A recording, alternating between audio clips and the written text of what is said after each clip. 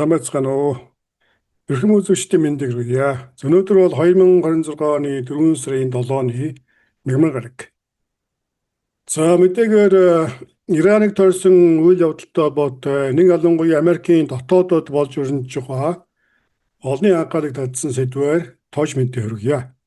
За та бүхэн бол өнөөдөр харсан байх хэвлэлүүдээр болон сошиал сүлжээнүүдээр манай ерөнхийлөгч Трампын хийсэн сүрдүүлэг бол олонний анхаарлыг татаж Иран хэлэлцүүлэг маргааны сэдв болж байна.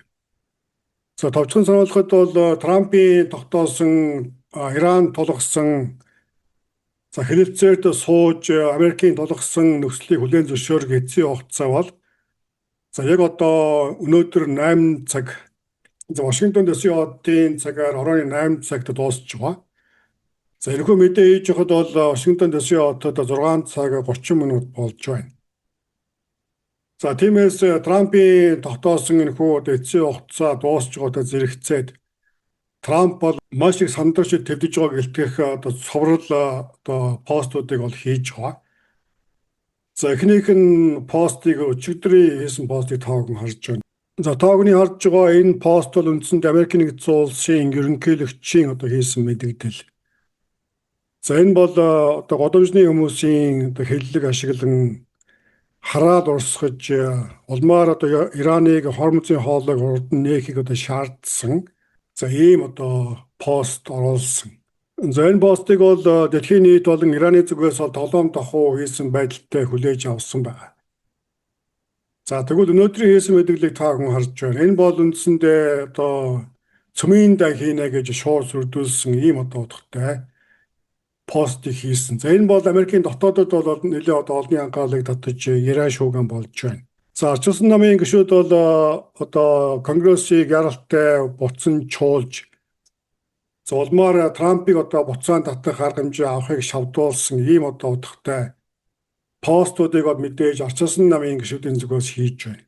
За улмаар арчилсан намын гишүүдийн хувьд үндсэн хуулийн 25 дугаар заалтын дагуу Трампыг улс орны удирдах сэтгэл зүйн эрүүл мэндийн чадамжгүй болсон гэдэг үндслээр түүнийг буцаан татах ийм алхмуудыг бол шаардсан утгатай мэдээллүүдийг хийж байна. За хэдийгээр Трампын заг мэддэг хүмүүсийн хувьд энэ бол худлаа хоосон сүрдүүлэг гэдгийг бол төвөггүй ойлгож болохоор байгаа боловч энэ бол мэдээж улс төрийн хувьд нэлээд томоохон шалдаг далин болсон ийм мэдээлэл боллоо. За дашин дуртахад үндсэн хуулийн 25 дугаар нэмэлтээр бол Америкийн ерөнхийлөгч эрүүл мэндийн болон бусад шалтгааны улмаас үүрэгт ажиллаа гүйцэтгэж чадахгүй болсон үед ерөнхийлөгчийн бүрэн эрхийг дэд ерөнхийлөгчөд шилжүүлдэг ийм зохицуулалт байгаа. За ийхүү дотооддоо дэд ерөнхийлөгчийн хэрэгцээтэй эрэлд гарч байгаа дэд ерөнхийлөгч JD Vance-ийн хувьд та бүхний харж байгаачлан Путиний захиалгаар Унгарт сонгуулийн зөрчилгөө хийж явна. За Унгарын ерөнхийлөгч Виктор Орбан бол мэдээж Путиний маш орийн дэмжигч ийм хүн байгаа.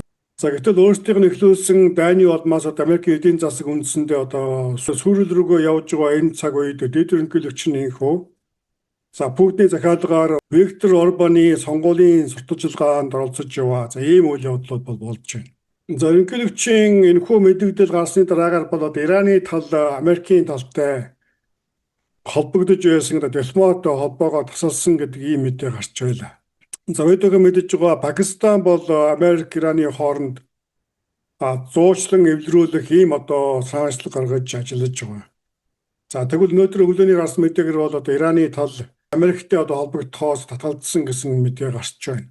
За харин өнөөдөр CNN дээр гарч байгаа мэдээнээс үзэхэд бол өнөөшн магадгүй Америк Ираны хооронд тарилцаа хийж магадгүй гэсэн ийм бас мэдээлэл гарч байна. За ингээд энийг зөвхөн болж өнгөрсөн цаг тухайн үед нь мэдхээс одоогоор таамаглах ямар нэгэн боломжгүй байна.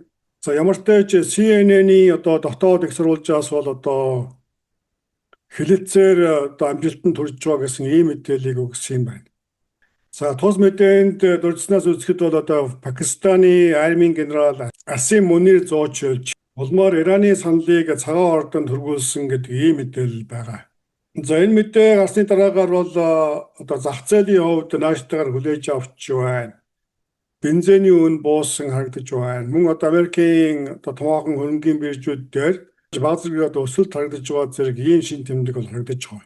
За ингээд ямар ч тач Америкийн одоо ерөнхийлөгчийн амласан 8 цагийн одоо эцсийн хугацаа дуусахад үндсэндээ цаг гарны хугацаа үлдэж байна. За хэдийгээр Америк нэгдсэн улс Иранд цөмийн зэвсэг ашиглана гэсэн одоо хүлээлт хаана байхгүй боловч ямар ч тач 8 цагаас өмнө одоо хэрэлцээр ямар нэгэн амжилт гараагүй нөхцөлд Америкийн тал Иранд агаарын захирал дахин өгөх ийм одоо үйл явдал болох нь тодорхой. За өнөөдрийн тухайд бол одоо Америкийн цэргийн хүчин Ираны Карг гэх одоо арал дээр одоо томоохон хэмжээний агаарын тоталгоо явуулсан гэсэн мэдээ байна. За ингээд ямар ч тач өнөөшин ямар үйл явдал болж өнгөрөхийг бид бүхэн ажиглах үлдэж байна. За та бүхэнд Трампын хийсэн мэдээллийн мөрөөр товч мэдээ хүргэлээ. Дараагийн мэдээгээр удахгүй уулзъя.